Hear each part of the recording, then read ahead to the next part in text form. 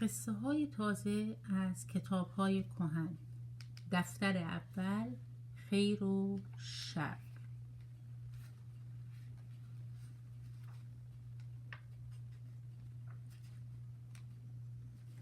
روزی بود، روزگاری بود. صدها سال پیش از این یک روز بچه ها جمع شده بودند و بازی می کردند.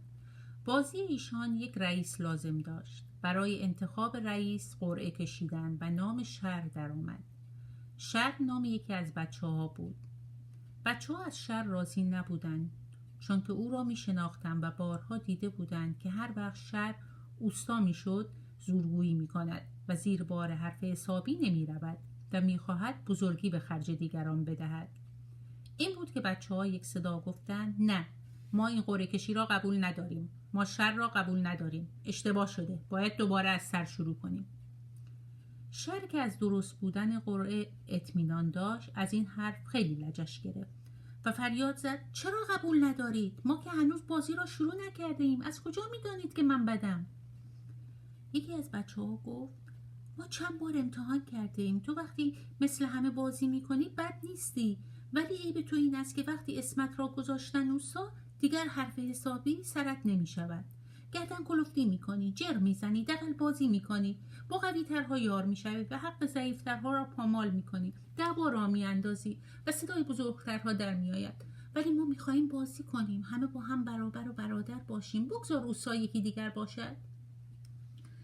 رسم دنیا این است که وقتی همه با هم یک چیزی را بخواهند یک نفر نمیتواند با همه در بیفتد. ناچار شر هم قبول کرد و قرعه کشی تجدید شد. این بار قرعه به نام خیر در آمد. خیر اسم یکی دیگر از بچه ها بود و همه خوشحال شدن و برای او فریاد شوق کشیدن.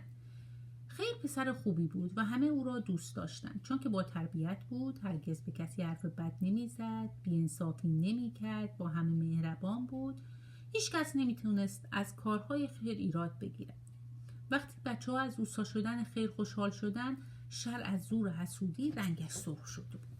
خیر همین را فهمید و برای اینکه دلخوری پیدا نشود گفت حالا من شر را به جای وردست و معاون خودم انتخاب میکنم و شر هم مطابق میل همه بازی میکند. پیش از اینکه بچه ها حرفی بزنن شر میان حرف او دوید و گفت نه، من بازی نمیکنم، من میخواهم بروم. شر خیلی رنجیده بود، به شخصیتش برخورده بود و با اینکه خیر در این میان تقصیری نداشت از او رنجیده بود و نتوانست این تحقیر را تحمل کند. قهر کرد و با چشمان اشک‌آلود به خانه رفت. آن روز گذشت و بچه ها هر روز بازی می‌کردند و این پیش آمد هم فراموش شد. اما شر آن را فراموش نکرد. کینه خیر را در دل گرفت و همیشه در پشت سر از او بدگویی می‌کرد که خیر بی‌عرضه است، از دعوا فرار می‌کند. خیر ترسوز، همراه من به صحرا نمی‌آید. خیر خودپسند است، خاک بازی نمی‌کند. و از این حرفا. اما برای اذیت کردن خیر بهانه‌ای پیدا نمی‌کرد، چون که خیر بسیار مهربان بود و آنقدر خوب بود که نمی‌شد از او بهانه بگیرد و هر وقت هم شر او را مسخره می‌کرد دیگران از خیر طرفداری می‌کردند. سالها گذشت و خیر شر هم مانند بچه‌های دیگر زندگی می‌کردند، هم بازی بودند، هم شهری بودند، بچه محل بودند، بعد هم بزرگتر شده بودند و کمتر یکدیگر را می‌دیدند و خیر بیشتر با آدم‌های خوب معاشرت داشت. شر همانطور که خودش میپسندید با آدم‌های مثل خودش راه میرفت و هر کسی به کاری مشغول بود.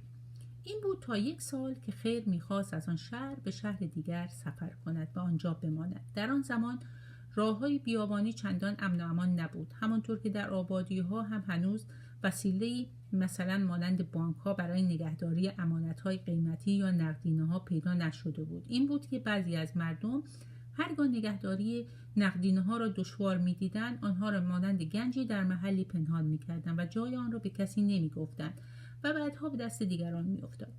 در مسافرت هم کسانی که همراه قافله‌های بزرگ نبودند سعی می‌کردند تا ممکن است چیزهای گران قیمت همراه نداشته باشند یا نقدینه‌ای که دارند پنهان و پوشیده باشد تا راهزنان به طمع نیفتند و خودشان آسوده خاطر باشند. خیر هم هرچه اساس زیادی داشت فروخته بود و به جای آن 2 دانه جواهر خریده بود که بتواند پنهان کند و همراه خود ببرد و در شهر دیگر بفروشد و سرمایه زندگی کند.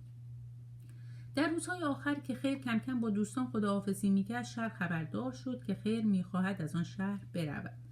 شر هم فکری کرد، با خود گفت من هم باید بفهمم که خیر چه خیالی دارد. خیر همیشه فکرهایش خوب است و مردم خیلی از او تعریف میکنند. من هم نباید بیکار بنشینم. شر هم خودش را آماده کرد و روزی که فهمید خیر خیال حرکت دارد، او هم آماده سفر بود. در زمان قدیم سفر کردن به راحتی و آسانی حالا نبود و مسافرت از شهری به شهر دیگر مدتها طول می‌کشید. مردم پیاده یا سوار با الاغ، اسب، شتر بیشتر همراه کاروان و قافله سفر می‌کردند، چون که در راه‌ها ناامنی بود و دزد و راهزن و گردنگیر و این چیزها مسافرت تنهایی را دشوار می‌کرد. اما خیر می‌خواست تنها به سفر برود و همه اسباب سفرش را در یک کوله پشتی جا داده بود.